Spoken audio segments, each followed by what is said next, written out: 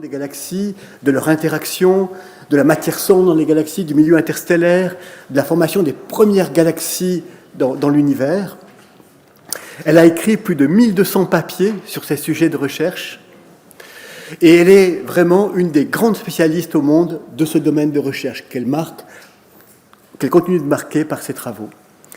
Elle a des positions prestigieuses dans des institutions telles que l'Académie des sciences. Elle est actuellement vice-présidente de l'Académie des sciences en France. Elle est aussi éditrice scientifique du journal Astronomie et Astrophysique, qui est un des 4 journaux principaux au monde de l'astrophysique. Elle a écrit aussi des ouvrages de vulgarisation ou d'un abord plus facile, comme par exemple celui sur le Big Bang aux presses universitaires de France, ou La matière noire, clé de l'univers aux éditions Huibert. Donc c'est avec grand plaisir que nous allons l'écouter ce soir pour nous parler de l'histoire du Big Bang et de l'origine de l'univers.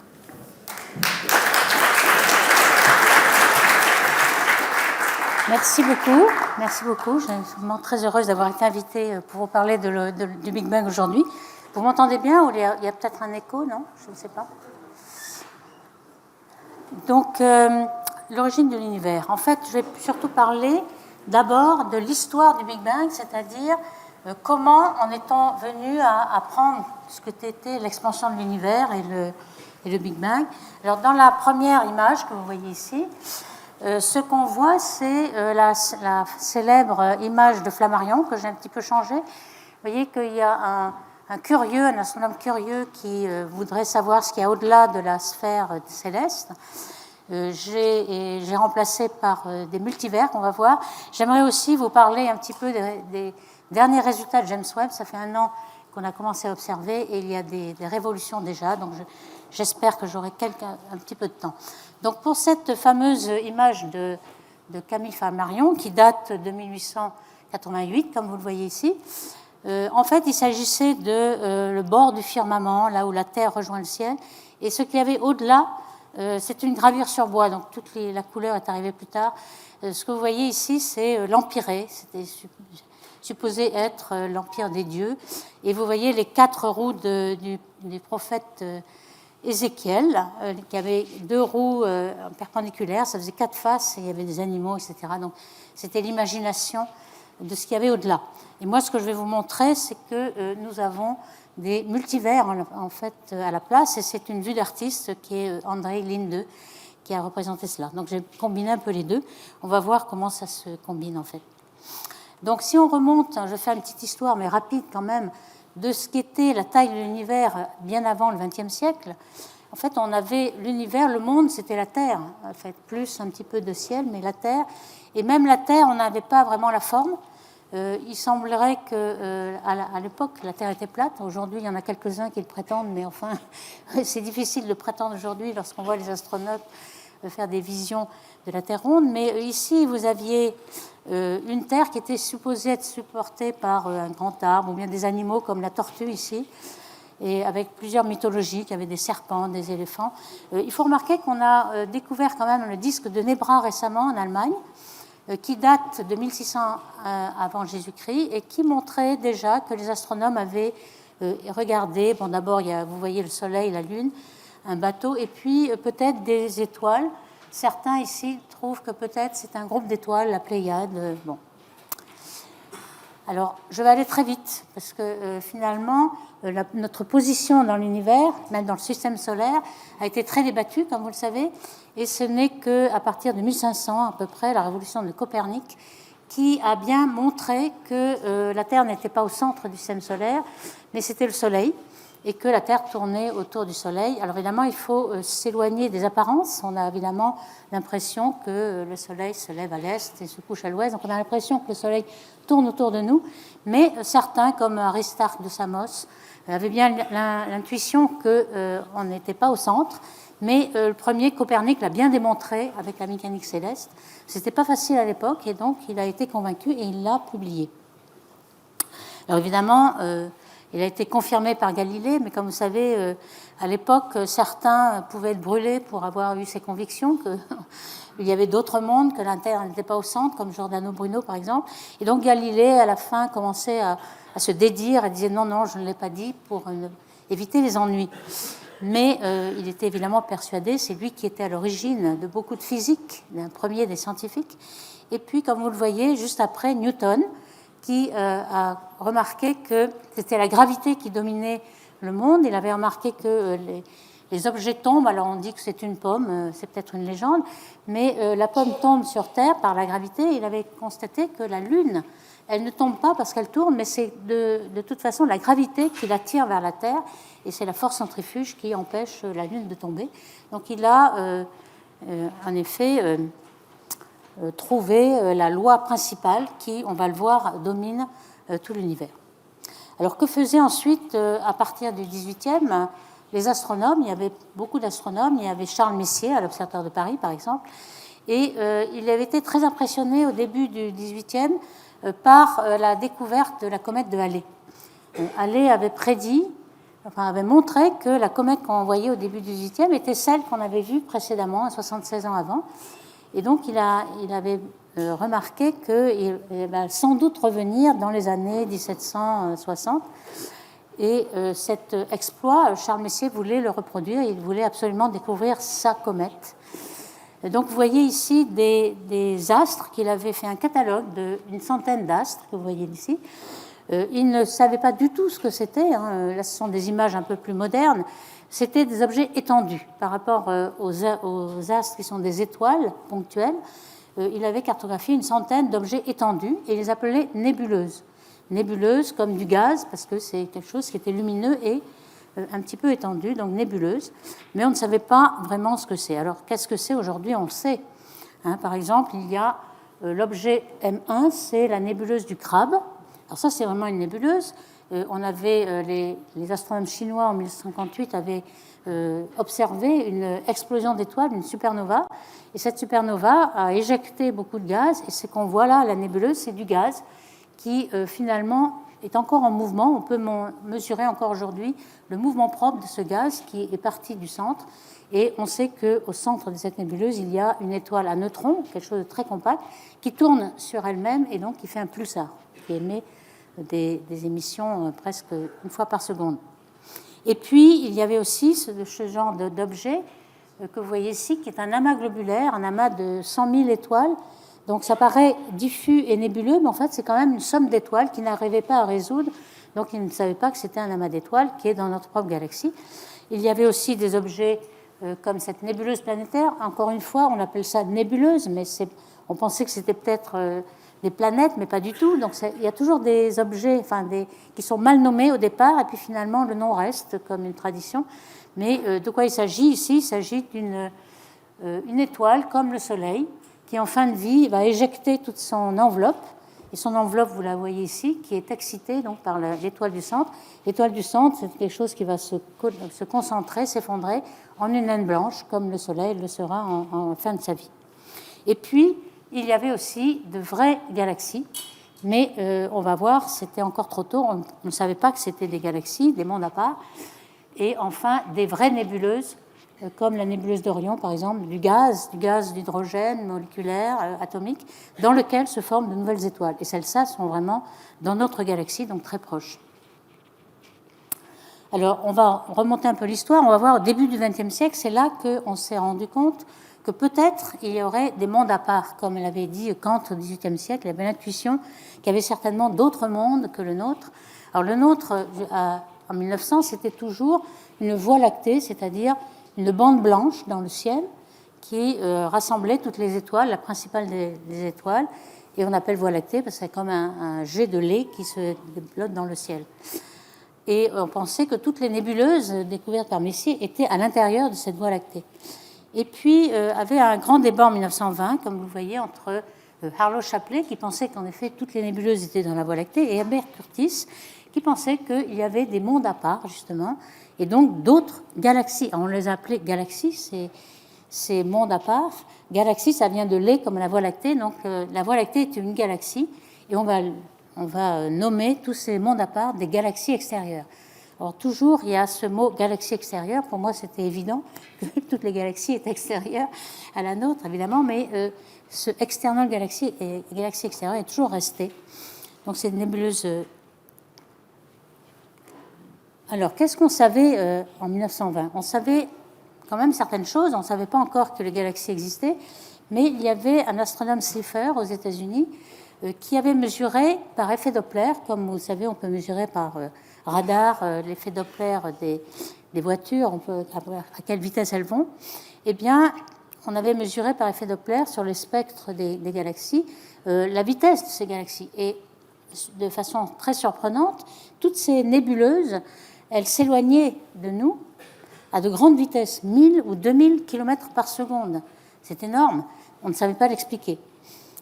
Qu'est-ce qu'on savait aussi sur notre propre Voie lactée ? Alors évidemment, on avait encore le problème de penser que nous étions au centre de l'univers, c'est-à-dire que le Soleil était au centre de la Voie lactée. Alors pourquoi ? Eh bien, William Herschel avait regardé un petit peu l'ensemble des étoiles qui étaient autour du Soleil, et puis il ne connaissait pas les distances vraiment, il pensait que plus une étoile était faible, de faible brillance, plus elle était loin.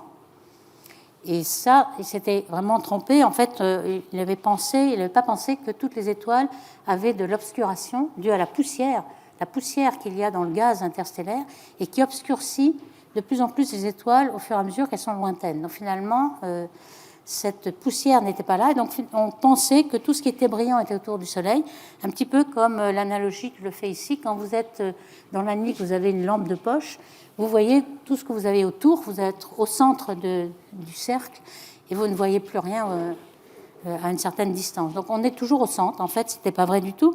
Et lorsqu'on a voulu cartographier un peu les bras spiraux, on sait que maintenant que les nébuleuses sont spirales, mais vous voyez que le Soleil était au centre, mais les bras spiraux étaient complètement à côté, donc ça ne pouvait pas coller.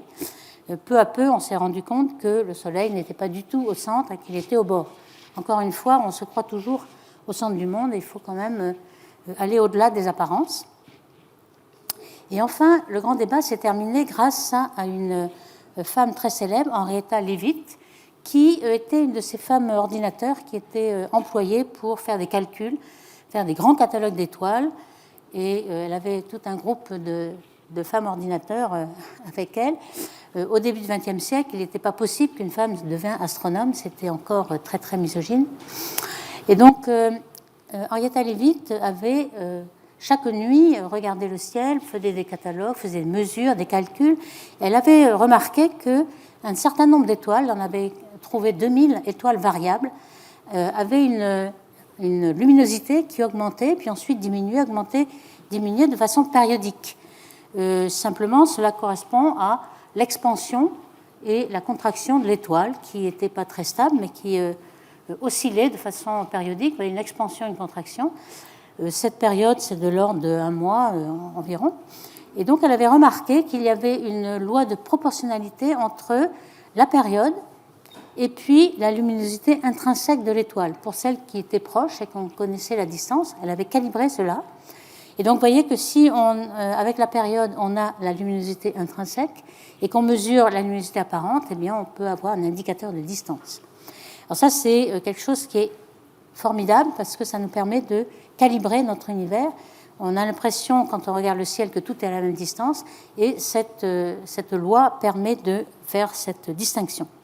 Et donc c'est ça qui a permis à la fin du débat à Hubble, Edwin Hubble, en 1925 et 26. Il a regardé ces fameuses nébuleuses. Alors les plus proches, c'est la nébuleuse d'Andromède, comme vous le connaissez tous certainement, la nébuleuse du Triangle aussi, qu'on appelle Messier 31 et Messier 33, c'est un de ces objets de Messier qu'il avait regardé au XVIIIe siècle. Et dans cette galaxie, on sait aujourd'hui que c'est une galaxie et n'est pas une nébuleuse, eh bien, il a identifié des céphéides et permis de montrer qu'elles étaient à 2 millions d'années-lumière, donc ça ne pouvait pas être dans la Voie lactée. Donc ça, c'était le début de l'agrandissement de notre univers, qui n'était plus le système solaire, qui n'était plus notre galaxie, mais on a maintenant des distances de 2 millions d'années-lumière. Et puis, tout d'un coup, il reprend les travaux de Slipher, qui avait vu que les nébuleuses s'éloignaient de nous, et il regarde un petit peu la loi entre la distance qu'il peut maintenant mesurer et la vitesse de ces nébuleuses, et il remarque qu'il y a une expansion dont la vitesse est proportionnelle à la distance. Donc c'est la loi de Hubble, on va voir qu'on l'appelle aujourd'hui la loi de Hubble-Lemaitre, parce que justement, c'est Lemaitre qui a eu la principale idée physique de cette expansion. ce que disait en 1929 Edwin Hubble, c'est que, bon, il pensait que cette vitesse était un effet Doppler et que les galaxies s'éloignaient vraiment de nous à cette vitesse-là. Par contre, Georges Lemaître était un abbé belge qui avait suivi les travaux de Einstein, on va en parler tout de suite, et il avait vu que les travaux théoriques prévoyaient une dilatation de l'espace, et donc que les galaxies pouvaient accompagner cette dilatation et s'éloigner de nous. Et donc il avait pensé que c'était certainement ça qui se passait, ce n'était pas un effet Doppler. Il avait aussi un peu extrapolé, puisque les galaxies s'éloignent de nous, enfin, apparemment, qu'est-ce qu'on peut dire dans le passé? Si on remonte dans le passé, on voit que tout ce qu'on voit dans notre horizon ici va se retrouver dans un tout petit volume qu'il appelait l'atome primitif. On va voir que c'est appelé ensuite le Big Bang, mais très longtemps après, par un détracteur, Fred Hoyle, qui ne croyait pas du tout à ce modèle, qui pensait que c'était ridicule, et qui en 1949, dans une émission de la BBC, qui voulait se moquer de ce modèle en disant « c'est le Big Bang, la grande explosion ». Et en fait, ce nom est resté, car il correspond vraiment à ce qui arrive dans l'univers. Alors voici un petit peu pour vous montrer ce qu'est l'expansion de l'univers. Ce n'est pas vraiment que les galaxies bougent, mais les galaxies ne bougent pas. Elles sont immobiles. On prend toujours l'analogie d'un ballon en disant que l'espace est à 2 dimensions et il est restreint à cette surface du ballon. Après, il faudra généraliser à 3 dimensions, mais imaginons que l'univers est à 2 dimensions. Alors, vous voyez que les galaxies ne bougent pas, elles sont fixes, mais c'est l'espace qui se dilate. Et comment? Alors on voit qu'il y a, lorsqu'on regarde une raie spectrale, on voit qu'elle est décalée vers le rouge par cet effet soi-disant Doppler. Mais ce n'est pas un effet Doppler parce que, simplement, vous voyez que lorsqu'une onde commence à être émise bleue, et puis que l'espace se dilate, et bien l'onde, la longueur d'onde va être dilatée exactement comme l'espace et va devenir rouge. Donc ce décalage vers le rouge, comme on dit redshift en anglais pour aller plus vite, eh bien c'est seulement dû à l'expansion de l'univers qui va dilater les longueurs d'onde comme l'espace. Alors justement, c'était ce que prévoyait la théorie. Alors la théorie, c'est celle d'Einstein de 1915, donc juste un petit peu avant, qu'avait trouvé Einstein avec la relativité générale. Il avait étendu la gravité de Newton, il a pensé que ce n'était pas vraiment une force comme les autres, mais une dilatation de l'espace, une déformation de l'espace. Alors, vous voyez ici, par exemple, une étoile bleue ou le Soleil, et si on représente à nouveau l'espace à 2 dimensions, parce qu'il est très difficile de le dessiner à 3 dimensions, surtout sur une surface à 2 dimensions. Alors ici, on prend un effet de déformation de l'espace, et vous voyez que tout astre, toute masse, va déformer l'espace, et ensuite, si vous voyez une bille qui va tomber, elle va être attirée, simplement parce que l'espace est déformé, elle va être attirée par cette masse. Alors, l'équation de relativité générale d'Einstein, qu'est-ce que c'était? C'était une relation qui reliait la géométrie de l'univers, donc les courbures de l'espace, et toutes les courbures, en fonction, de l'autre côté de l'équation, il y avait la masse et l'énergie. Alors, comme vous l'avez, la formule d'Einstein, E égale mc2, la masse et l'énergie sont à peu près équivalentes. Donc, que ce soit la masse et l'énergie étaient d'un côté, pouvaient déformer l'univers, et donc la courbure était fonction de toute la masse et l'énergie qu'il y a dans l'univers. Donc, c'est ça son équation. Donc, il a commencé à dire, bon, puisque j'ai une équation, je vais essayer de la résoudre.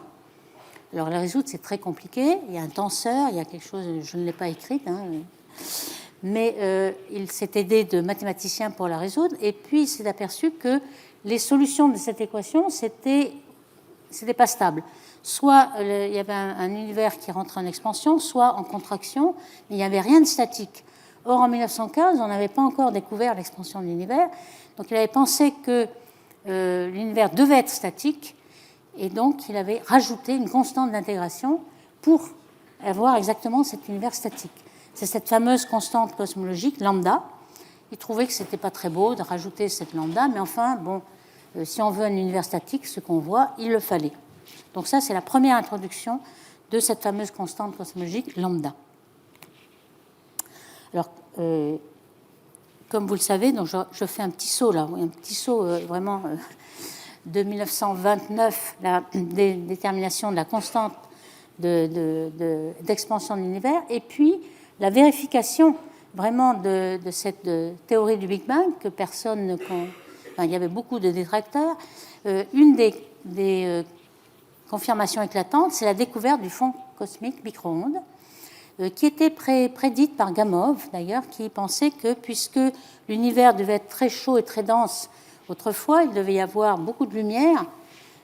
Tout était énergie et lumière au départ, des millions et des milliards de degrés. Puis ensuite, dans l'expansion, ça se refroidit. Et on devait avoir un vestige de cette lumière, de ces photons, aujourd'hui. Mais on n'avait pas la température aujourd'hui. Donc, par hasard, Arno Penzias et Robert Wilson, qui faisaient de la recherche appliquée, qu'est-ce qu'ils faisaient? Ils étaient à Bell Laboratories. Bell Laboratories leur avait demandé de trouver une méthode pour améliorer les télécommunications. Donc avec des satellites, ils pensaient que les longueurs d'onde micro-ondes, alors micro-ondes, ça veut dire des longueurs d'onde de 2 mm, 3 mm de longueur d'onde. Donc c'est de la radioastronomie, si vous voulez, c'est pas quelque chose qu'on voit à l'œil, mais c'est dans les micro-ondes. Et sans micro-ondes, ils avaient construit ce fameux cornet ici pour détecter des micro-ondes. Donc, il avait essayé, comme ça, au hasard, de manière à essayer d'améliorer les télécommunications. Et puis, ils étaient dominés par un bruit très fort, qui pensait que peut-être il y avait des émetteurs proches, ou bien la Voie lactée, peut-être, parce qu'en fait, partout, quelle que soit l'orientation du cornet, ils voyaient ce bruit qui était formidable. Et finalement, il ne venait pas du Soleil, puisque la nuit, on l'avait le même. Il ne venait pas de la Voie lactée, puisque lorsque la Voie lactée était couchée, on le voyait toujours. Et donc, il était partout. Et peu à peu, donc, ils sont allés voir des théoriciens à Princeton qui les ont convaincus que c'était certainement le vestige du fond cosmologique que l'on voyait, donc avec une température très faible, de presque 3 degrés Kelvin, 2,73 degrés Kelvin, ça veut dire moins 273. À 0 degré, vous êtes à moins 273 Celsius, donc c'est très très froid. Mais il y a énormément de photons qui restent encore aujourd'hui. Je vous donne des chiffres ici, c'est 400 photons par centimètre cube dans cette pièce qui viennent du Big Bang. Comme ces photons vont à la vitesse de la lumière, il y en a à peu près 10 000 milliards de photons du Big Bang qui vous traversent par centimètre carré et par seconde. Donc vous êtes réchauffé par ces micro-ondes, dans un four micro-ondes du Big Bang. Il y a un petit peu de neige qui est détectée, qui vient du Big Bang aussi, lorsqu'il n'y a pas de programme à la télévision.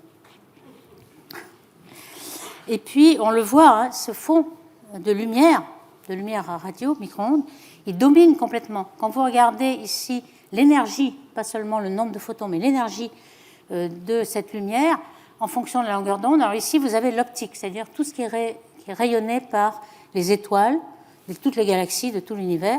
On appelle ça un fond cosmique optique. En bleu. Oups, non, c'est pas ce que je voulais. Voilà. Ici, vous avez le fond infrarouge, parce qu'une fois que vous avez des étoiles qui sont obscurcies par la poussière va re-rayonner l'énergie qu'elle reçoit des étoiles, et ça va être quelque chose qui est un peu plus froid que les étoiles, donc c'est l'infrarouge. Vous voyez que ce fond infrarouge, il est un peu équivalent au fond de toutes les étoiles, de tout l'univers. Et puis, vous voyez, le fond micro-ondes, il dépasse 2 ordres de grandeur au moins, un facteur 100, par rapport à tout ce que vous pouvez, toute la lumière de l'univers. Donc on est dominé. Si vous aviez des yeux qui pouvaient regarder les micro-ondes, on serait dans un brouillard complet. Alors ce brouillard complet, justement, ça va nous renseigner énormément sur l'origine de l'univers et le Big Bang, justement. Et aussi le contenu de l'univers, combien il y a de matière, combien il y a d'énergie, etc. Alors je vais faire une petite analogie ici, ce qu'on regarde quand on regarde avec un télescope. Il y a eu beaucoup de télescopes qui ont été lancés. On les a lancés dans l'espace parce qu'on est un petit peu ennuyé par l'atmosphère et toutes les perturbations de l'atmosphère.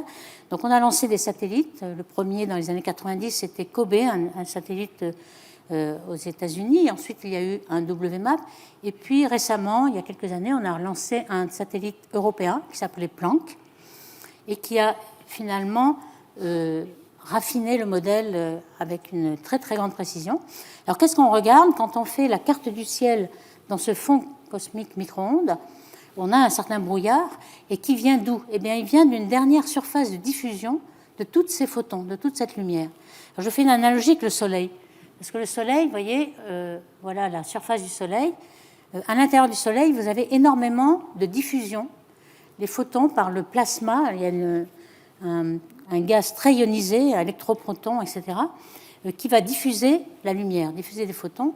Normalement, le rayon du Soleil ne fait que 2 secondes de lumière. Mais, donc, s'il n'y avait pas de diffusion, le photon émis par le centre du Soleil sortira en 2 secondes. Et là, en fait, il met 200 000 ans à sortir. Donc, vous voyez qu'il a été diffusé. Au lieu de 2 secondes, il prend 200 000 ans. Donc, c'est ce qui arrive au début de l'univers. Vous avez un plasma très chaud, très dense, qui diffuse les photons. Donc, les photons ne sortent pas au départ. Et puis, peu à peu, l'univers va rentrer en expansion. Il va être de moins en moins dense. Et il va y avoir un moment où on a une dernière surface de diffusion, un peu comme le Soleil ici. Vous avez la dernière surface de diffusion qui est la surface du Soleil, que vous voyez. Et ensuite, les photons nous arrivent en ligne droite à la Terre. Donc, ce que vous voyez ici, lorsque vous faites une carte du ciel, vous voyez les derniers photons qui nous arrivent de cette dernière surface de diffusion que l'on peut identifier, car on connaît à peu près, c'est quelque chose qui est tout à fait linéaire au départ. Ça arrive 380 000 ans après le Big Bang.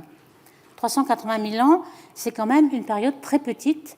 L'âge de l'univers, on va le voir, c'est 13,8 milliards d'années. Donc 380 000 ans, c'est vraiment une toute petite, c'est au début de l'univers, lorsqu'il n'y avait pas encore de galaxies, il n'y avait pas de structure. Donc qu'est-ce qu'on voit en fait dans cette carte de l'univers en micro-ondes à 2 mm de longueur d'onde?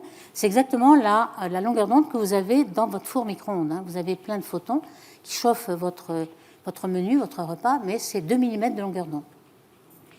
Donc c'est cette longueur d'onde que l'on a. Alors ici, ce qu'on voit, évidemment, on n'a pas mis la constante. Je veux dire, c'est un brouillard complet parce que c'est très, très élevé. On va retirer tout ce qui est constant.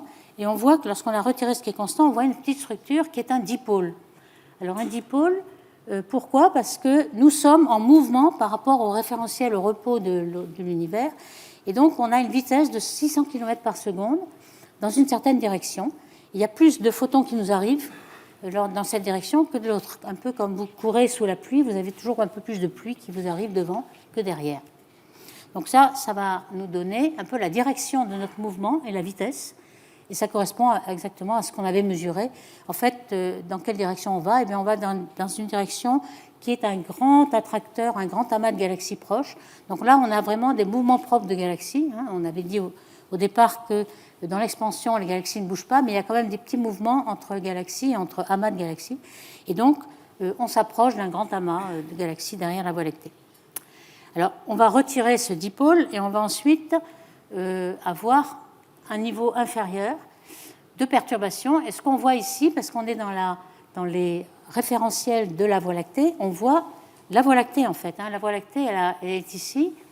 Et puis, elle émet aussi, grâce à la poussière de milieux interstellaires ou même les émissions synchroton des sources radio, on a quelque chose qui est une émission d'avant-plan et qui nous gêne. En fait, soit on veut étudier la Voie lactée, ça ne nous gêne pas, mais là, on veut étudier la dernière surface de diffusion de l'univers, et donc ça nous gêne, donc on va l'enlever. Alors c'est facile quand même de l'enlever parce que le spectre de cette émission est différent du spectre du corps noir, qui est le spectre du fond cosmologique. Donc on l'enlève. Et alors qu'est-ce qu'on voit? Là, c'est ça qui est très très important, c'est les fluctuations vraies, c'est pas du bruit, ce sont les fluctuations qu'avait l'univers 380 000 ans après le Big Bang. Donc c'est vraiment, ça nous renseigne sur l'origine des galaxies en fait. Ça va faire des grandes structures. Elles sont très très petites à l'époque. À cette époque-là, les fluctuations par rapport au fond total, c'est 1 pour 100 000. C'est-à-dire qu'il faut descendre à 1 100 millième pour avoir ces fluctuations, qui ne sont pas du bruit. Alors ici, vous voyez que c'était le premier satellite, Kobe, dans les années 90. On a fait des progrès.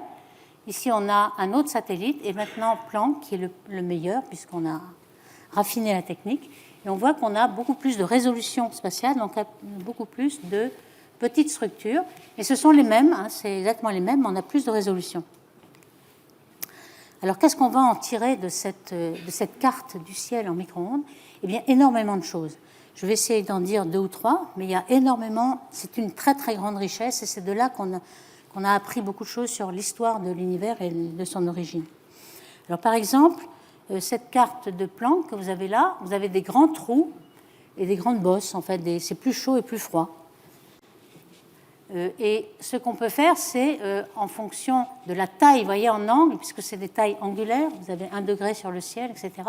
Ici, vous avez 0,5, 0,2, 0,1, donc quelque chose de très petit, et ici, quelque chose qui est à 90. Bon, l'échelle n'est pas linéaire, mais vous voyez que vous avez un pic ici, à peu près 1 degré, c'est-à-dire qu'il y a beaucoup de perturbations qui ont cette taille-là. C'est le nombre de perturbations à une taille donnée. Et on voit qu'il y a des oscillations qui correspondent à ce qui existait juste avant la dernière surface de diffusion. En fait, ce qu'on avait, c'est qu'on avait un plasma qui était en équilibre avec la lumière, avec les photons. Les photons étaient dispersés, diffusés par la lumière. Il y avait un équilibre. Et les photons allant à la vitesse de la lumière, bien sûr, empêchent la matière de se condenser par sa propre gravité et de former des structures. Donc, ils étaient à l'équilibre. Ils étaient en état d'oscillation acoustique. C'était un son, en quelque sorte. Hein, on appelle ça le son au départ. Donc, c'est des oscillations acoustiques. Et puis, on va voir qu'à cette dernière surface de diffusion correspond aussi une température qui est de 3000 degrés. On voit qu'avec l'expansion, on va arriver jusqu'à 3 degrés aujourd'hui. À cette époque-là, on était à 3000 degrés. Et à 3000 degrés, que se passe-t-il ? Eh bien, les protons et les électrons se recombinent pour former un atome d'hydrogène, donc neutre. À ce moment-là, l'univers devient neutre, et c'est pour ça qu'il y a un découplage entre la lumière et la matière, puisque ce sont les ions qui diffusent les photons, mais dès que la matière est neutre, il y a beaucoup moins de diffusion, et donc les photons vont partir en ligne droite. Donc à cette époque-là, on avait des oscillations, et ensuite les oscillations vont s'arrêter, et les structures vont pouvoir s'effondrer et former des structures.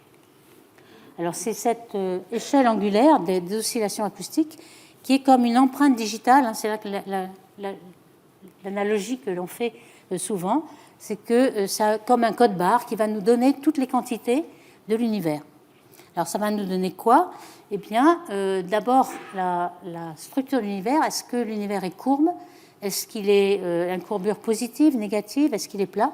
Et on va voir que c'est cette position-là.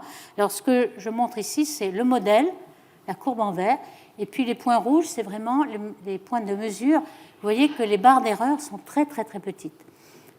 Ici, elles sont encore plus petites lorsque les tailles sont petites, c'est-à-dire moins qu'1 degré. Pourquoi ? Parce qu'il y en a beaucoup, beaucoup. Alors qu'évidemment, les tailles de 90 degrés, il y en a très peu, donc la barre d'erreur sont plus grandes pour les grandes tailles, mais ensuite, on a une extrême précision avec le nombre de pixels que l'on a dans la carte. Alors pourquoi toutes ces valeurs, ces amplitudes de fluctuation nous donnent la quantité de matière ?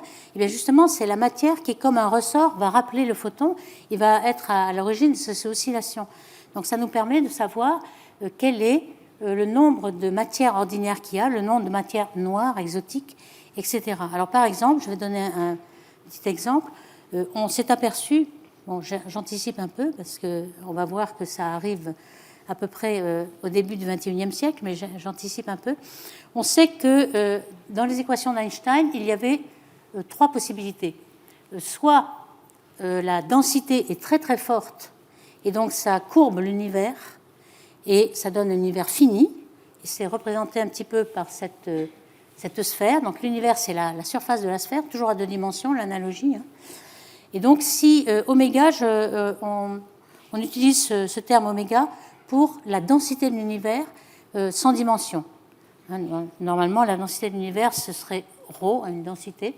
On va le normaliser par une densité critique. Alors pour donner l'ordre de grandeur, c'est très très très très faible. L'univers a une densité extrêmement faible, 29 ordres de grandeur moins que la densité de l'eau. Donc ça vous dit que l'univers c'est quasi vide.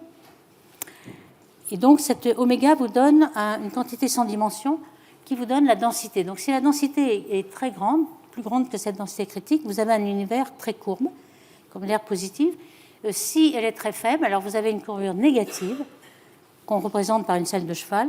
Et finalement, pour une densité moyenne, vous avez un univers plat. Et justement, le destin de l'univers était dû à cette courbure et cette densité. Ici, nous avons, en fonction du temps, nous sommes ici à t égale 0, vous avez la taille caractéristique de l'univers.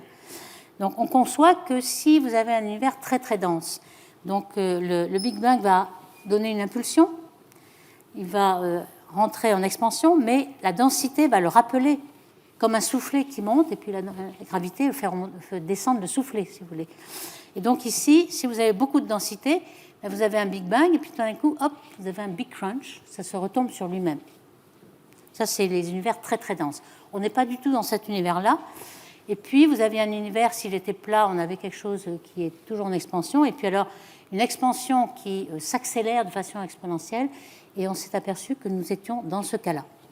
Alors pourquoi ? Parce qu'on va rajouter cette fameuse constante cosmologique d'Einstein, que pendant tout le XXe siècle, on a convenu qu'elle serait égale à 0 parce qu'on ne pouvait pas la mesurer. Et on va voir qu'à l'aube du XXIe siècle, on a mesuré cette constante cosmologique, ou cette énergie noire, comme on veut. Donc finalement, nous sommes dans ce modèle-là, c'est-à-dire que notre destin, c'est d'avoir une expansion accélérée, indéfinie, et pratiquement exponentielle.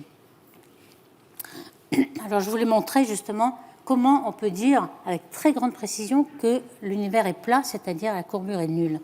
Eh bien, c'est géométrique, si vous voulez. Ici, nous avons un pic à 1 degré. Alors, qu'est-ce que c'est que ce pic ? C'est la plus grande taille qu'a pu parcourir le son depuis le Big Bang. Après, il y a d'autres tailles, toutes les oscillations, mais la plus grande, c'est ce qu'on appelle horizon sonore, c'est-à-dire la taille qu'a parcouru le son depuis 0 jusqu'à 380 000 ans.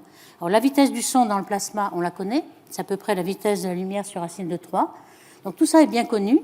Donc, on sait quelle est la taille de l'horizon à cette période-là. On va s'en servir comme règle. Vous voyez, ici, c'est une règle. Donc, ça fait 150 000 parsecs ou bien 500 000 années-lumière. Donc, on a une règle bien précise. Et puis, on regarde sous quel angle on voit cette lumière, cette règle. Cette règle, on la voit sous l'angle de 1 degré. Alors, si on la voyait sous un plus petit angle, eh bien, ça veut dire qu'on serait dans un univers ouvert avec une courbure négative. Alors, vous voyez que la position est très précise. Ici, si on l'avait observé ici, on aurait un univers fermé avec une courbure positive. Et si on l'observait ici, ce serait un univers ouvert. Eh bien, on l'observe ici. Et donc, ça veut dire que les photons vont en ligne droite et il y a 1 degré. Il n'y a pas moins qu'1 degré, il n'y a pas plus qu'1 degré. Il y a 1 degré, donc ça veut dire que l'univers est plat. Les photons se déplacent en ligne droite entre la dernière surface de diffusion et nous. Donc c'est géométrique. Je n'ai pas écrit l'équation, mais vous pouvez sentir pourquoi on peut dire avec grande précision, puisque là on a une position de 1 degré très très très grande, que l'univers est plat. On peut aussi en déduire beaucoup de choses. Par exemple, l'âge de l'univers, donc 13,8 milliards d'années, qui vient aussi de toute la richesse de cette carte et de ces fluctuations-là. Alors, dans ces oscillations, il y a aussi la matière exotique qui aide à faire ces oscillations. C'est pour ça que la position de ces fluctuations et puis l'amplitude nous donnent toute la nature de la masse qu'il y a dans l'univers. Alors, si on revient un peu dans le passé, pourquoi Einstein avait besoin de cette constante, on avait vu que c'était pour dire que l'univers était statique. Alors pour lui, il voulait quelque chose de statique, et fatalement, quand c'était statique, ce n'est pas plat. C'est à courbure positive. Et en 1931, évidemment, on a vu que l'expansion de l'univers avait été découverte en 1929. Donc en 1931, il dit « Oh là là, j'ai introduit ce lambda, on n'en avait pas besoin, c'était une grosse erreur ». Et on va voir qu'il avait tort. Et même Georges Lemaitre avait dit à ce moment-là que c'est pas vrai, il ne faut pas se mettre lambda sous le tapis, il va nous resservir. Et il avait beaucoup d'intuition. Alors, quand même, à cette époque-là, aussi, au début du XXe siècle, il y avait une grande révolution, c'était la mécanique quantique. On a découvert énormément de choses, par exemple, qu'il y avait beaucoup d'incertitudes, les relations d'incertitude d'Heisenberg, par exemple, et on s'est aperçu que dans le vide, lorsqu'il n'y a plus du tout de particules, plus rien, pas de matière, rien, pas de photons, dans le vide quantique, il y a quand même des fluctuations d'énergie. Pourquoi ? Parce qu'il y a une relation qui relie les fluctuations d'énergie et le temps. Pendant un temps très très court, vous pouvez avoir une fluctuation d'énergie assez grande. Donc vous pouvez créer à partir de cette énergie quelque chose comme un photon puis un autre, ou bien 2 photons, ou bien alors des photons virtuels, ou alors des particules antiparticules qui tout d'un coup se réannihilent, etc. Donc tout ça, ça a été vérifié en laboratoire, et Wolfgang Pauli s'était dit, tiens, ce lambda qu'a introduit Einstein, hein, donc c'était en 1920, on n'avait pas encore balayé le lambda sous le tapis, donc lambda, est-ce qu'on ne pourrait pas dire que c'était le vide quantique qui finalement, on va l'extrapoler jusqu'à tout l'univers, peut-être c'est ça. Alors ça ne collait pas du tout, hein. Ça ne collait pas du tout parce qu'on a une certaine relation entre lambda et puis la taille de l'univers. La taille de l'univers était de 31 km à ce moment-là. Quand on extrapolait le vide quantique qu'on mesure en laboratoire, et donc il a enterré cette idée. Mais en fait, cette idée était quand même assez bonne. On l'a remis au goût du jour plus tard, lorsqu'on a compris que les neutrons et les protons n'étaient pas les particules élémentaires qu'on pensait, c'était des quarks qui avaient beaucoup de mécanique quantique chromodynamique, je ne rentrerai pas dans les détails, mais on a appris beaucoup de choses en 1960. On s'est dit, tiens, peut-être que les degrés de liberté ne sont plus les mêmes, peut-être qu'on peut refaire le calcul, et en fait, ça ne correspond pas du tout encore. C'est complètement en dehors de la plaque, c'est-à-dire qu'on va voir qu'on a découvert une certaine énergie dont on ne connaît pas la nature, une énergie sombre dans l'univers, et sa valeur est très très faible par rapport à l'énergie quantique du vide qu'il y a dans le laboratoire et qu'on extrapolerait à tout l'univers. Donc si on l'extrapole, on a des ordres de grandeur supérieurs à ce qu'on mesure vraiment. Et ça, c'est encore un grand mystère que l'on n'arrive pas à résoudre. Alors, est-ce qu'elle existe, cette énergie du vide? Pour bien vous convaincre que ça existe, si vous faites l'expérience de Casimir, vous mettez 2 plaques métalliques donc qui conduisent dans le vide complet, alors on essaie d'avoir le vide complet, eh bien, il y a des photons virtuels qui se développent dans le vide. Il n'y a pas d'énergie, mais il y a des photons virtuels, et qui, finalement, entre les 2 plaques, il y a moins de photons virtuels parce qu'il faut qu'il y ait des résonances et des multiples. Il y a une contrainte entre les deux pour qu'ils se réfléchissent sur la plaque. Et il y a plus de photons à l'extérieur. Finalement, donc, les plaques vont se rapprocher à cause de ces photons virtuels. Et ça, on le mesure tous les jours. Le vide quantique, c'est quelque chose qui est stable, vraiment une découverte qui existe. On ne peut pas le remettre en cause. Alors, c'est justement cette fameuse découverte très, très surprenante qui a surpris tous les astronomes en 1998, donc c'est vraiment à l'aube du XXIe siècle, par ces 2 équipes qui, qu'est-ce qu'ils ont fait en fait? Ils ont essayé d'avoir un indicateur de distance, donc ils ont refait l'expérience de Henrietta Leavitt en 1920. Ici, on voulait les céphéides, ça ne va pas très très loin, donc on pouvait avoir la distance des objets des galaxies un petit peu proches. Donc ce qu'on aurait voulu, c'est d'aller plus loin. Et donc, il nous fallait un indicateur de distance beaucoup plus puissant. Ce qu'on faisait avant 1998 pour une galaxie très lointaine, c'est de dire, je prends l'équation de Hubble-Lemaitre, l'expansion de l'univers, je suppose qu'elle va être décélérée, puisqu'il y a de la matière dans l'univers, il y a la gravité qui va décélérer l'expansion. Et donc, avec cette constante-là, eh bien, on avait la distance des galaxies. Et ça, ce n'est pas suffisant, parce que ça ne dépend que de l'expansion et ça dépend de notre modèle. Donc, ils ont eu l'idée d'aller voir des supernovas d'un type un petit peu différent. Ce n'est pas les supernovas comme le crabe, où vous avez une explosion d'une étoile en fin de vie. Ça, c'est la supernova de type 2, et qui est moins brillante, finalement. Donc, il y a un autre type de supernova qui est celle d'étoiles binaires, où il y a une naine blanche avec un compagnon normal, avec une grosse enveloppe. Et lorsqu'un petit peu de gaz du compagnon tombe sur la naine blanche, il peut y avoir une grande explosion, et qui est une supernova de type 1A, et qui est très très brillante, et qui se voit encore plus loin que les supernovas ordinaires de fin de vie d'une étoile. Donc c'est cette calibration de distance qui, tout d'un coup, a permis d'aller au-delà de la moitié de l'âge de l'univers, donc elle est très loin. Et on s'est aperçu que lorsqu'on a comparé l'expansion de l'univers des galaxies qui contenaient ces supernovas, que les supernovas étaient bien plus loin que ce qu'on croyait par rapport à la loi de l'expansion. Donc ça voulait dire que on s'était trompé avec la loi de l'expansion, elle était beaucoup plus accélérée qu'on ne le pensait.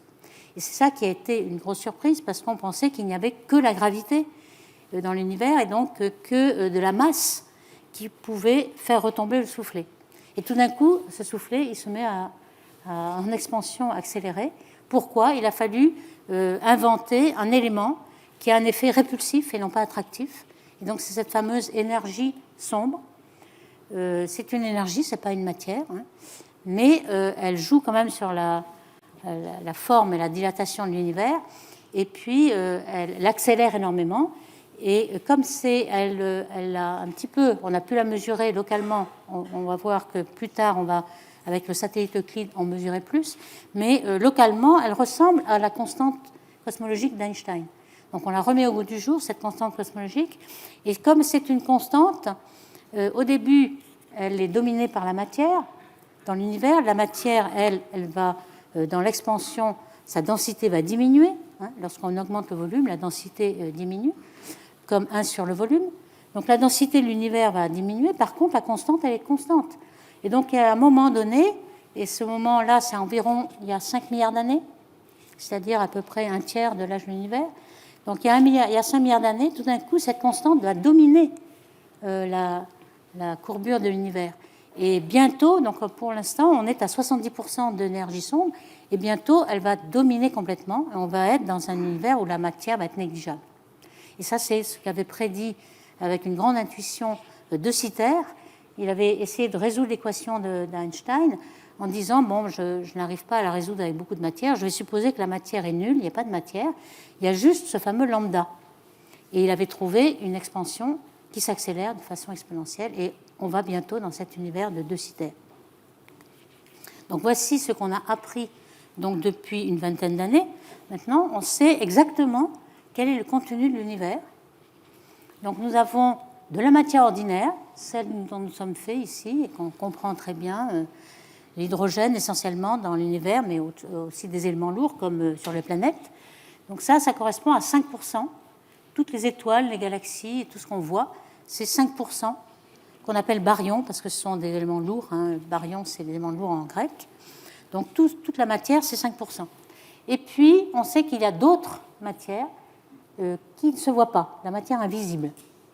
On ne la voit pas, mais comment on la détecte ? Eh bien simplement, quand vous avez une galaxie qui tourne, on va voir, hein, je vais peut-être le décrire un peu plus en détail, eh bien, on sait qu'il faut beaucoup plus de masse que ce qu'on voit pour faire tourner la galaxie, et ainsi de suite. Donc ça, on le mesure par sa gravité, mais il y en a peut-être dans la pièce, elle n'est pas vraiment noire, elle est transparente. Le photon n'interagit pas avec cette matière, donc elle n'absorbe pas la lumière, elle n'émet pas de lumière, et donc c'est la matière invisible. On ne sait toujours pas de quoi elle est faite, hein. Ça c'est encore un grand mystère. Et puis cette fameuse énergie sombre, qui est actuellement 70% du contenu de l'univers, et qui accélère l'expansion, et on ne sait pas encore. Alors vous voyez, il y a deux choses dans notre progrès, là on a vu en fonction du temps, on a fait énormément de progrès, puisqu'on a agrandi l'univers d'un facteur énorme par rapport au système solaire. On a compris qu'il y avait des galaxies. Maintenant, dans notre horizon que je vais décrire, on a à peu près 2000 milliards de galaxies. Donc, on a énormément agrandi notre univers. On a fait exactement beaucoup de progrès. On connaît le contenu de l'univers qu'on ne savait absolument pas. Mais par contre, 95% nous est inconnu. Donc, d'un côté, on apprend qu'on ne sait rien. Mais enfin, on sait beaucoup de choses quand même, beaucoup plus qu'avant. Alors, cette matière noire, justement, on fait remonter la découverte en 1937 par Fritz Zwicky, qui était justement un astronome suisse qui avait émigré aux États-Unis pour faire des observations avec le meilleur télescope au Palomar à l'époque. Et il avait des idées de génie. Il avait eu l'idée de regarder l'amas de Coma. Alors, un amas de galaxies, c'est un ensemble de galaxies qui contient 1000 galaxies, etc., qui est réuni dans un volume assez grand, donc qui est une structure qui est liée gravitationnellement. Donc, il avait mesuré par effet Doppler la vitesse des galaxies les unes avec les autres. C'était de l'ordre de 1000 km par seconde. Et il fallait de la masse pour les retenir avec cette vitesse-là. Et donc, il avait trouvé quelle était la masse que vous deviez avoir. Et grosse surprise, la masse était bien supérieure à la masse qu'il voyait dans les galaxies. Alors, la masse qu'il voyait, c'était la masse des étoiles. Normalement, on peut calibrer la masse en fonction de la luminosité. Vous avez un rapport masse sur luminosité que l'on exprime en unités solaires. Si vous avez des étoiles de type Soleil, eh bien, le rapport masse sur luminosité devait être égal à 1. Donc, alors, évidemment, il y a des étoiles qui ont plus de masse par rapport à la luminosité. Ça peut être un facteur 5 au plus. Donc, on s'attendrait à trouver m sur L égale 1 ou 5. Et en fait, c'est 500 qu'il trouvait. C'est-à-dire que la masse dynamique qu'il faut pour retenir la main est 100 fois plus grande que la masse des étoiles que vous voyez. Donc, la masse invisible domine, et d'un gros facteur, parce qu'il y avait des incertitudes, mais là, c'était bien au-delà des incertitudes possibles. Donc, il s'était dit, bon, qu'est-ce qui se passe? Soit il y a beaucoup de matière invisible dans les galaxies, peut-être il y a beaucoup d'obscuration de la poussière, ou alors c'est entre les galaxies, ou alors il avait même émis l'idée que peut-être que la loi de gravitation, celle de Newton ou d'Einstein, peu importe, elle n'est plus vraie à ces échelles-là, et donc peut-être qu'on se trompe sur la gravité. Il y avait aussi Jan Hort qui avait vu en 1932 que dans la Voie lactée, vous pouvez mesurer la vitesse des étoiles perpendiculaire au plan. Et en fait, leur vitesse était très très grande par rapport à la masse que vous voyez dans le plan. Donc là aussi, il y avait de la matière noire. Et puis, Vera Rubin est arrivée aussi un peu plus tard, en 1978. Alors, de 1937 à 1978, les idées de Fritz Zwicky n'ont pas été crues vraiment, parce que, bon, il avait des idées géniales d'un côté, mais de l'autre, il ne croyait pas du tout au Big Bang. Il avait des photons qui s'étiraient en fonction de leur longueur d'onde, etc. Il ne croyait pas non plus que dans les galaxies, la courbe de rotation était due à la gravité, mais il pensait qu'il y avait de la viscosité et qu'on ne pourrait jamais en déduire la matière invisible dans les galaxies. Et c'est ce qu'a fait justement Vera Rubin. Donc avec des collègues, Ford et al., ils ont regardé des courbes de rotation. Alors, courbe de rotation, ça veut dire qu'on a la vitesse de rotation des étoiles ou du gaz, on va voir plus tard, en fonction de la distance au centre. Ici, vous avez la nébuleuse d'Andromède, par exemple, vous êtes au centre, et puis vous voyez comment varie la vitesse. Alors, si au bout d'un certain temps, vous n'avez plus d'étoiles, ce qui arrive ici, il n'y a pratiquement plus d'étoiles, mais vous attendez à ce que la vitesse retombe. C'est un peu comme dans le système solaire. Vous avez la loi de Kepler qui vous dit que la vitesse au carré décroît en 1 sur R. Donc on s'attendrait à avoir une décroissance keplérienne ici. Et en fait, ce qu'on observe, c'est quelque chose qui est plat et qui ne descend pas. Donc ça veut dire que vous avez beaucoup de matière encore, et pas tellement au centre, mais au bord. Donc on appelle ça les halos noirs, les halos de matière noire.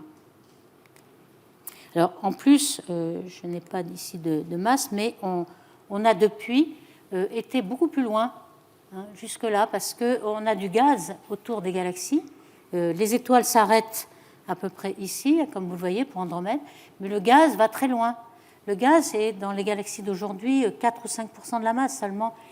Donc il ne contribue pas beaucoup à la masse. Par contre, c'est un traceur de la vitesse. Et donc lorsque vous avez des vitesses qui sont plates jusque-là, ça veut dire qu'il y a énormément de matière noire dans les halos.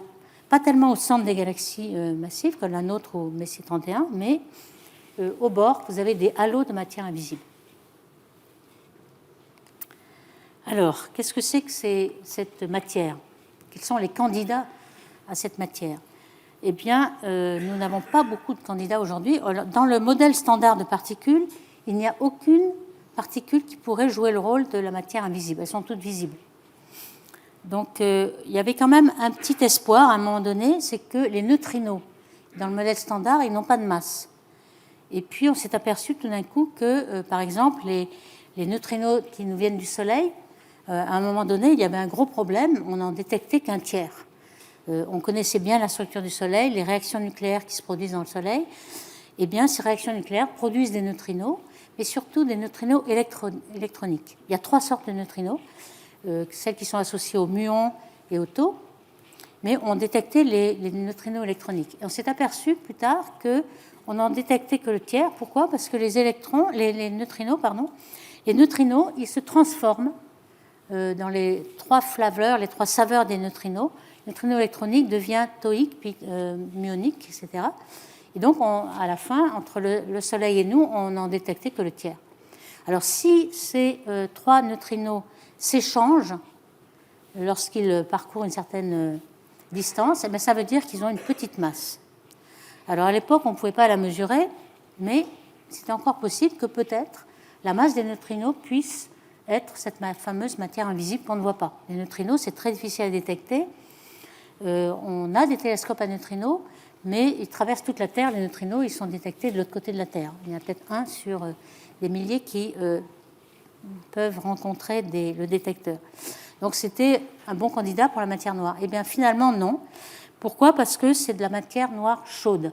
Alors qu'est-ce que ça veut dire ? Vous avez 3 simulations de grandes structures de l'univers dans un ordinateur avec de la matière noire froide, tiède et chaude. Alors chaude, ça veut dire que les particules sont de très très petite masse et sont relativistes. C'est une petite masse, elles se déplacent presque comme les photons à la vitesse de la lumière, ou très, très proche. Et donc, ce composant qui est presque de la lumière va faire une pression de radiation qui va empêcher les structures à petite échelle de s'effondrer et former des structures. Alors, c'est ce qu'on voit dans cette simulation. Vous voyez que toutes les petites structures ont été empêchées de se former à cause de ces neutrinos qui vont à la vitesse de la lumière et qui produisent une pression de radiation. Par contre, si vous avez une matière noire avec des particules très massives, lorsqu'elles se découplent du reste de l'expansion, elles ne sont plus relativistes du tout, elles sont pratiquement immobiles, et donc elles n'ont pas de pression de radiation et elles n'empêchent pas les petites structures de se former. Donc pour la matière froide, vous voyez que vous avez plein de petites structures. Là, les couleurs, c'est juste l'intensité, c'est que de la matière noire, la simulation. Donc vous avez des filaments cosmiques, et puis vous avez des halos de matière noire qui vont donner lieu à des galaxies dans les filaments et à la croisée des filaments. Oula, d'accord. Donc je vais aller vite. Donc je vais aller vite parce que finalement, on ne sait pas ce que c'est que cette matière noire, donc ça va aller vite. On a des structures qui pourraient être des neutrinos stériles. Alors les neutrinos, on sait maintenant que c'est une masse inférieure à l'électronvolt, donc ça ne peut pas être la matière noire. On a des neutrinos stériles qui sont complètement invisibles. Alors, les neutrinos, déjà, ceux qui sont actifs, ils rencontrent le détecteur que très peu de temps, mais ceux-là, ils ne rencontrent jamais le détecteur, donc c'est vraiment matière noire. Mais finalement, on a des contraintes sur ces neutrinos, que ça ne marche pas bien. Et puis les seules particules qui marchent aujourd'hui, c'est les axions. Alors je ne sais pas si j'avais... Voilà, je ne l'ai pas dit ici, donc il manque peut-être un transparent, mais je vais le dire oralement, c'est qu'on avait un candidat, mais c'était quand même ce que j'avais dit ici, un WIMP. Qu'est-ce que c'était que les WIMP ? C'était une particule qui interagit avec l'interaction faible, c'est ça que le weakly, c'est l'interaction faible, et des particules massives. Alors pourquoi elles étaient massives ? Elles étaient à peu près 100 fois la masse du proton. Et ce rapport 100 fois la masse du proton était nécessaire pour que vous ayez aujourd'hui 25% de matière invisible. On a vu qu'il y avait 5% de matière ordinaire, 25% de matière invisible. Il ne suffit pas d'avoir un candidat qui pourrait être invisible, il faudrait aussi qu'il fasse exactement la quantité que l'on voit aujourd'hui dans l'univers. Or ça, il y avait un certain miracle avec ces WIMP, c'est que normalement ce sont des particules neutres qui s'annihilent entre elles. Et évidemment, pour qu'il en reste une relique aujourd'hui, il faudrait qu'elle ait une certaine masse et un certain degré d'annihilation. Et c'était exactement avec 100 fois la masse du proton que ça marchait bien. Or, comme vous le savez, au CERN, on a détecté en 2012 un boson de Higgs qui faisait à peu près 100 fois la masse du proton. Et on n'a rien vu pour ces particules-là, qui pourtant sont stables depuis 13 milliards d'années, alors que le boson de Higgs ne dure que quelques nanosecondes au CERN. Donc là, franchement, alors on a peut-être augmenté un peu au CERN l'énergie. On est allé à 10 ou 100 fois plus et on n'a rien vu du tout. Donc ces WIMP, en fait, on n'en a pas beaucoup. Aujourd'hui, il n'y en a plus. Il y a des actions. Alors les actions, c'est quoi ? C'est une particule qui, à l'inverse, a une masse très, très, très, très faible, 22 ordres de grandeur en dessous de l'électronvolt, qui est vraiment très, très, très petit déjà. Et donc, c'est tellement petit que c'est une particule quantique. Si vous avez la longueur d'onde de De Broglie, qui est égale à l'inverse de la masse, avec la constante de Planck sur la masse, eh bien, la longueur d'onde de Broglie, elle est 3000 années-lumière, au lieu d'être toute petite longueur. En mécanique quantique, vous êtes habitué à une petite longueur. Ici, c'est le contraire. Alors, voici des simulations numériques faites avec cette matière noire, faite d'action. Vous voyez qu'il y a des fluctuations un peu partout. Alors ça, c'est des contraintes que l'on a sur les galaxies, parce qu'en fait, cette fluctuation, qui ne s'arrête jamais, puisque ça est de nature quantique, eh bien, elle va chauffer les étoiles, et on va avoir des contraintes sur ces actions. Donc, j'en parlerai pas beaucoup. Et puis, je dirais aussi quelques mots, quand même, parce que je n'ai pas beaucoup de temps, mais sur cette fameuse idée de gravité modifiée, qui a été reprise par Milgrom. On avait vu que même FreezeWiki l'avait émise, mais Milgrom en a fait une théorie pratiquement, enfin une théorie empirique, parce qu'il a remarqué qu'on avait besoin de la matière noire uniquement à faible gravité. Dans une galaxie comme la nôtre, au centre de la galaxie, vous avez une forte gravité, vous n'avez pas besoin de matière noire. Vous avez besoin de matière noire qu'au bord, dans les halos de matière noire de la galaxie, parce que la gravité est faible. Alors faible, ça veut dire quoi? Ça veut dire 10 ordres de grandeur en dessous de la gravité terrestre. Dans le système solaire, vous n'avez aucune gravité faible, donc tout est newtonien ou einsteinien. Et puis, par exemple, dans les galaxies naines, alors vous avez besoin de matière noire dès le début parce que la gravité est faible.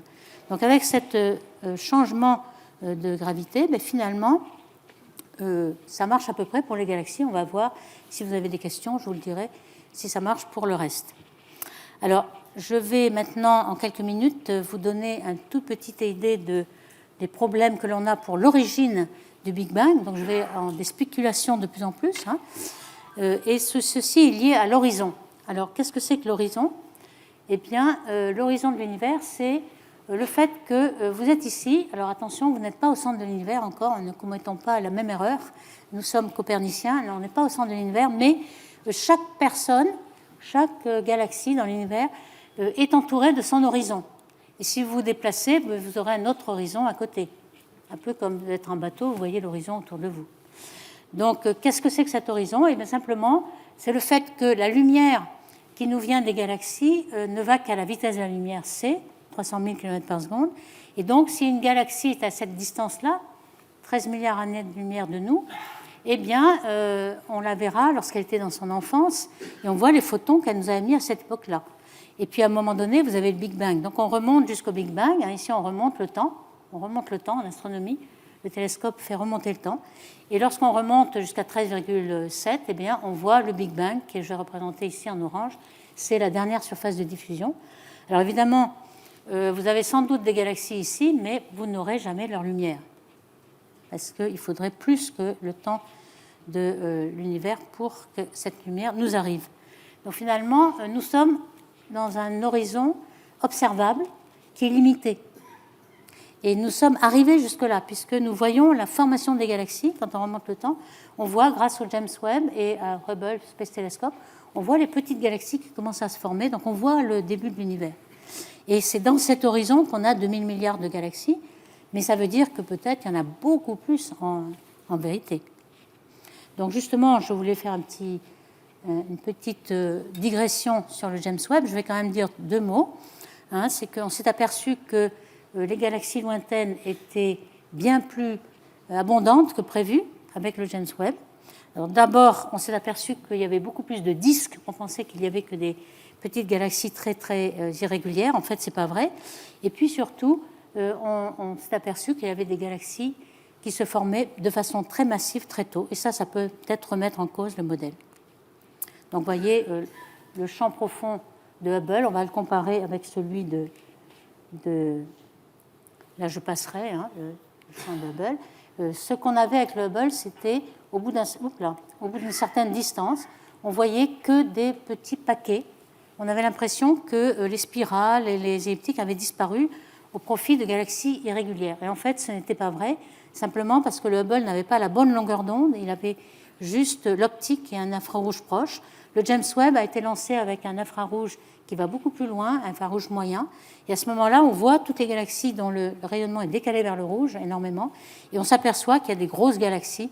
Ce n'était pas du tout ce que Hubble avait dit. On voit quelque chose de différent. Donc ça, je passerai un peu vite, mais je voulais juste en dire, parce que c'est la fameuse image d'un amas de galaxies. dans lequel l'amas de galaxies nous fait l'antigravitationnel, et on voit énormément de galaxies de fond, et on est allé à un décalage vers le rouge jusqu'à z égale 16, et c'est là qu'on a vu énormément de galaxies. OK, alors je passe un petit peu, et donc je reviens pour l'origine de notre univers à ce fameux horizon que je vous ai décrit. Et il y a un grand problème de cet horizon, un concept de l'horizon qui est crucial, c'est que, évidemment, l'horizon, qu'est-ce que c'est? C'est le rayon de l'horizon, c'est le chemin parcouru par la lumière depuis le début, depuis le Big Bang.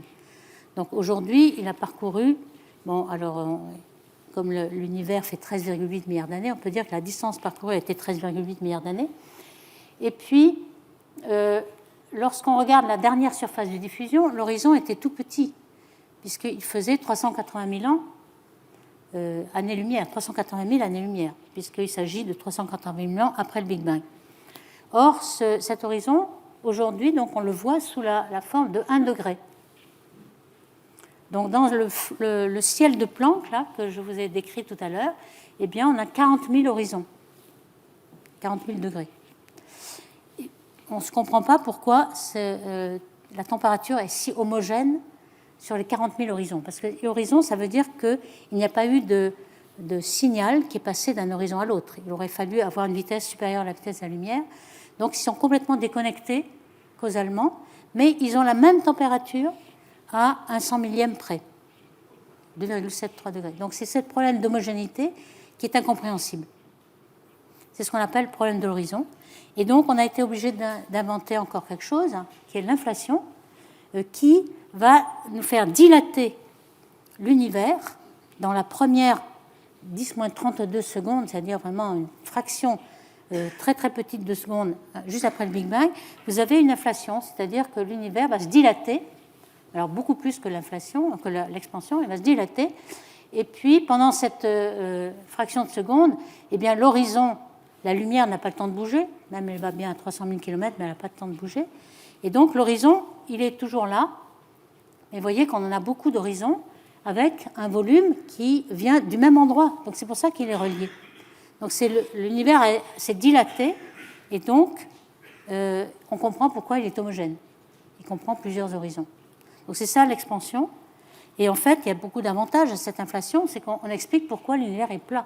Ça aussi, c'était une surprise, parce que l'écart à la courbure égale 0 devait augmenter exponentiellement avec le temps. En fait, pourquoi l'univers est plat encore aujourd'hui? Eh bien, simplement parce que vous avez rentré dans une phase d'inflation qui fait que votre volume est devenu... vous êtes ici, en fait, vous êtes dans une toute petite fraction d'un plan tangent à votre sphère. Donc peut-être qu'il n'est pas plat partout, mais nous sommes dans une petite région qui est complètement plat. Donc ça explique la platitude.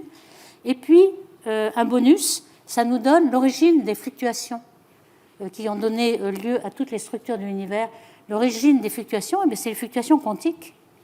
Alors ces fluctuations de vide quantique, on sait qu'elles existent. Vous avez des fluctuations d'énergie comme cela. Et puis tout d'un coup, en 10-32 secondes, ces fluctuations qui sont de l'ordre de la taille du Planck, elles vont devenir... Alors l'inflation, c'est 30 ordres de grandeur. Donc elles vont devenir macroscopiques. Au lieu d'être microscopiques, elles vont devenir macroscopiques. Elles vont être ces fluctuations que vous voyez dans la dernière surface de diffusion. Donc c'est ça qui est l'origine. Donc c'est l'origine quantique des fluctuations. Alors, on en déduit beaucoup de choses. Et il y a quand même un problème. C'est que si vous avez une petite partie de l'univers, toujours dans nos 3 dimensions, avec le temps en 4e, qui est partie en expansion, enfin en inflation, comme ça, il faut pouvoir l'arrêter à un moment donné. Et l'arrêter, on trouve des solutions qui arrêtent cette expansion, mais on ne l'arrête pas partout. Donc il faut imaginer que vous avez, par exemple, ce faux vide là, qui est en inflation, et puis tout d'un coup, vous avez un univers, vous avez arrêté, et c'est ce qui est... Dans notre cas, on s'est arrêté à l'inflation ici, et vous en avez plein de faux vides qui est de l'autre côté. Vous avez plusieurs univers possibles, et ces univers ne vont jamais être en contact, puisqu'entre les deux, il y a cette inflation énorme qui augmente de 30 ordres de grandeur toutes les 10-32 secondes. Donc c'est impossible à voir. Donc l'image qui en sort, c'est cette multivers qu'avait trouvé déjà André Linde et Alan Guth en 1981. Donc toutes ces idées d'inflation et de multivers datent quand même de 40 ans. Et voici un peu l'image qu'avait produite André Linde sur ces multivers. Faut bien dire que l'inflation est la théorie la meilleure pour l'instant pour expliquer le début de l'univers, le Big Bang, et dans les fluctuations de Planck, l'inflation est tout à fait compatible avec les données. Voilà, donc je terminerai avec une conclusion en disant que on a une histoire qui, comme je vous l'ai décrite, s'accélère. Nos connaissances sont aussi accélérées de façon exponentielle. On a découvert depuis 1998 de quoi était fait tout l'univers, la platitude, l'inflation, elle était déjà un petit peu. Et puis, par contre, on a quand même beaucoup de choses à régler. Donc, dans l'avenir, on a énormément de choses. D'abord, l'inflation, on ne sait pas. L'énergie noire, la matière noire, tout ça, on n'en sait absolument rien. On a vu que notre principal candidat qu'on recherchait dans les tunnels, les WIMP, ne sont plus là. Donc, on a énormément de problèmes. Et puis, pour les multivers, on va essayer de vérifier que l'inflation est vraiment là. Pour l'instant, c'est une spéculation encore. Et une des attentes que l'on peut avoir s'il y a une inflation crée une espèce de perturbation énorme, donc des ondes gravitationnelles primordiales dans l'univers qui devraient se voir. Et pour cela, c'est des ondes qui ont une longueur d'onde très grande, des années-lumière, et même LISA ou LIGO, etc., ne pourront pas le voir. Ce qui est en train d'être fait aujourd'hui, c'est les pulsars. On a des télescopes qui sont les pulsars. Les pulsars sont des oscillateurs les microsecondes surtout, il y en a qui tournent 1000 fois sur eux-mêmes de ces étoiles à neutrons. Et donc, si ce signal nous est envoyé à plusieurs années-lumière, on va détecter le chemin qu'ont pris la lumière de ces pulsars et savoir s'il y a des ondes gravitationnelles entre nous et les pulsars, et surtout qu'on en aura 200 ou 300 pulsars. Donc on est en train de le faire. Récemment, il y a 2 ans, a été détecté les premiers résultats de ces pulsars, de ces réseaux de pulsars, et ils ont détecté un fond d'ondes gravitationnelles. Donc peut-être que dans le futur, on pourra vérifier l'inflation. Voilà, je vous remercie.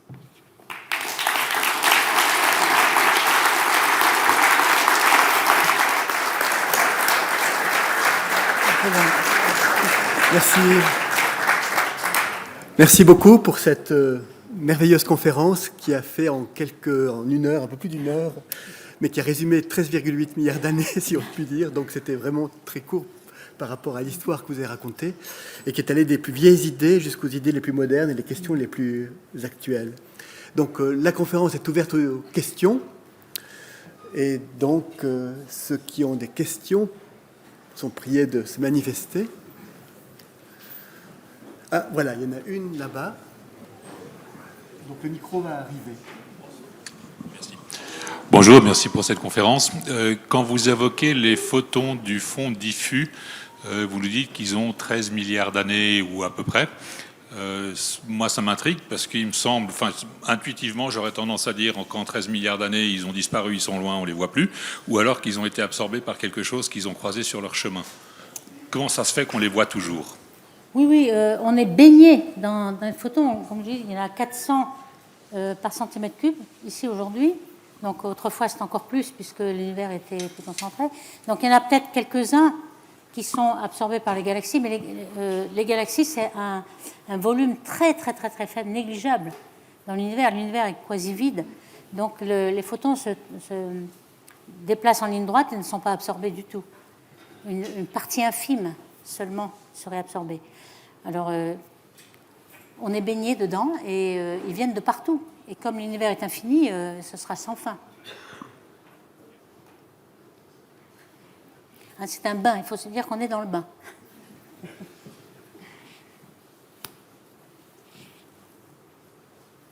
Là-haut, peut-être une question. Oui, le micro va arriver.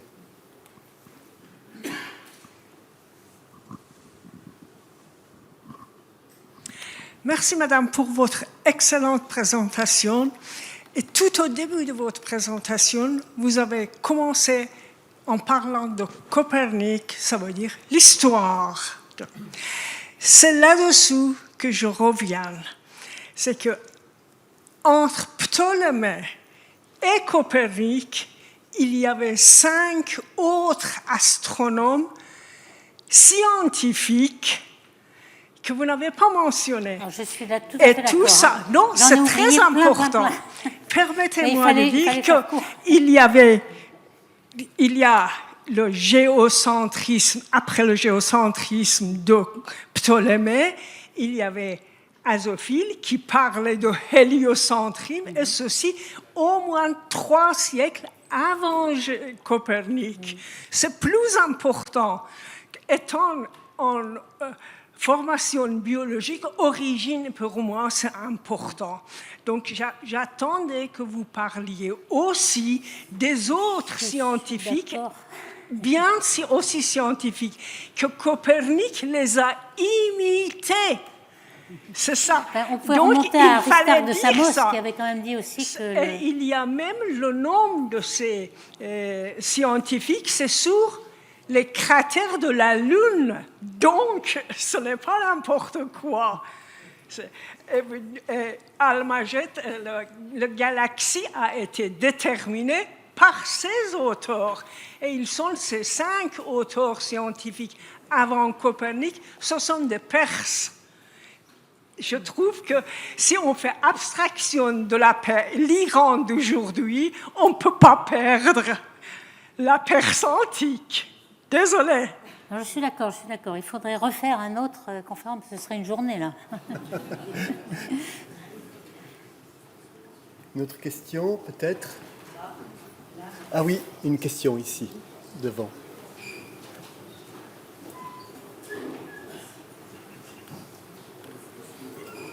Peut-être. Moi, j'ai une question certainement très naïve parce que je n'ai pas compris tout ce que vous nous avez raconté. Donc, on est dans une hypothèse de plusieurs univers, un multivers. Est-ce que chacun de ces univers a son propre Big Bang? Un propre, pardon? Big Bang. Ah, oui. En fait, chaque univers a des constantes différentes. Par exemple, le contenu de l'univers, la fraction de matière noire, de matière visible, etc., est différente. Certaines peuvent avoir une courbure positive, négative. Certains le Big Bang, c'est justement au moment où le vide quantique s'arrête d'être en inflation et puis se précipite en matière. La matière se forme à ce moment-là. Et donc, il y a un Big Bang à chaque fois. Maintenant, il se peut que, selon la valeur de lambda, qui est aussi une constante qui varie d'un univers à l'autre, il se peut que l'univers va juste faire une petite expansion et va se recondenser tout de suite en Big Crunch et ne même pas avoir 1 milliard d'années. Donc, évidemment, certains ont dit que si nous sommes là, c'est parce que notre univers a eu le temps d'avoir 13,8 et d'avoir une évolution de planètes, d'étoiles, et puis peut-être de la vie humaine ensuite, qui prend peut-être 1 milliard d'années si on compte tout cela. Et il y a certains univers qui seront un peu avortés, qui au bout d'1 milliard d'années seront terminés en Big Crunch, par exemple. Donc tout ça, c'est les constantes oméga de la densité, lambda, et bien tout commence par un Big Bang. Alors, une question ici peut-être, et puis après, je reviendrai là-bas. Oui, merci. Pour revenir à la question de l'inflation que vous avez montrée à la fin, vous avez mentionné une inflation chaotique. C'est dans quel contexte? Un contexte quantique, relativiste, classique. Donc, qu'est-ce qu'on entend à ce niveau-là par le terme chaotique? Oui, chaotique, ça veut dire en effet que ça part dans tous les sens. En effet, c'est quantique de toute façon, et c'est relativiste aussi. Donc, là, il faudrait mettre des équations, parce que c'est Andrea Linde qui a introduit ça, le terme de chaotique. Ça voulait dire que ça arrive un petit peu à tous les endroits à la fois. Au départ, on était parti par une inflation avec notre univers, un Big Bang, une inflation, et puis c'est tout. Il n'y en avait qu'un seul. Et ensuite, chaotique, ça veut dire que c'est le multivers viennent de là. C'est-à-dire que ça se produit partout de façon aléatoire. Est-ce que c'est dans le sens des systèmes dynamiques en mathématiques ou... Non, simplement, on est bien c'est d'accord, aléatoire oui. et ça arrive partout. D'accord. Encore peut-être deux questions. Excusez-moi. Oui, pardon. Merci pour votre conférence. C'était vraiment très intéressant. J'ai une question toujours sur l'inflation qui est un problème extrêmement intriguant. Est-ce qu'on a déjà des idées, des modèles sur ce qu'on devrait voir en termes de ondes gravitationnelles?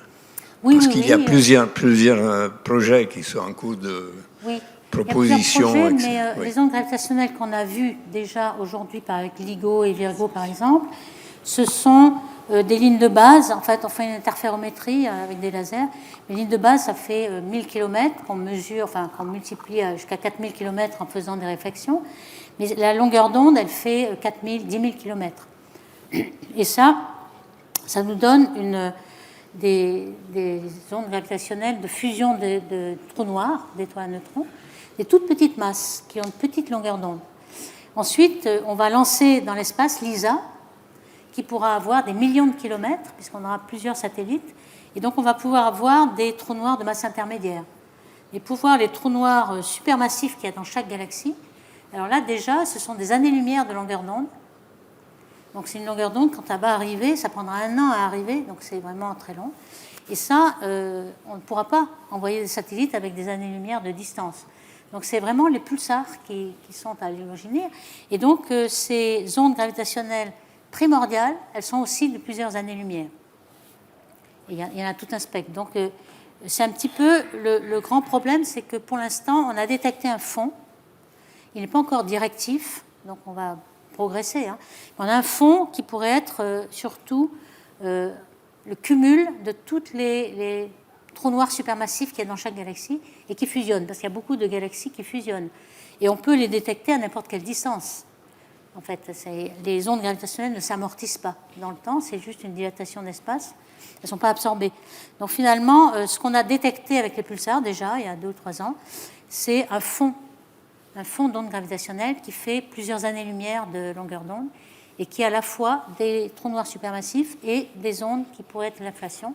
Mais il faut encore progresser pour localiser les trous noirs supermassifs et puis les enlever et avoir le fond dû à l'inflation. Et tout ça, ça va prendre des années. Une dernière question, peut-être, monsieur là. Merci. Peut-être la question la plus facile. Quel lien feriez-vous entre toutes ces grandes avancées scientifiques et les dimensions spirituelles ? Eh bien, je ne sais pas, je ne ferai pas de lien, parce qu'en fait, ce sont deux aspects différents. Je pense là, quand on fait de la science, en fait, on regarde les faits, et on fait des expériences, on vérifie nos modèles, on a des idées, de l'imagination, et puis on essaie d'expliquer comment ça se passe, comment on peut expliquer toutes les structures qui sont formées, etc. Maintenant, la dimension spirituelle est à part. Je la mettrai à part. Et c'est une autre activité. Donc, il n'y a pas de lien entre les activités, je dirais. Donc, certains peuvent avoir une très, très grande activité spirituelle ou être croyants, etc. Mais c'est complètement à part d'une démarche scientifique qui essaie de regarder la réalité, les faits, de prouver exactement et de progresser dans comment arrivent toutes les structures qui nous entourent. Et ça, c'est vraiment différent. Donc, je ne ferai pas de lien. Bien. Donc, nous pouvons remercier encore Françoise Camp pour sa conférence et les réponses aux questions. Merci beaucoup.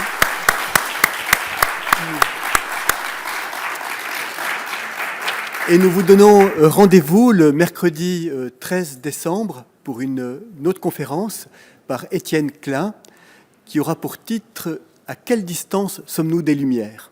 Voilà. Bonne fin de soirée.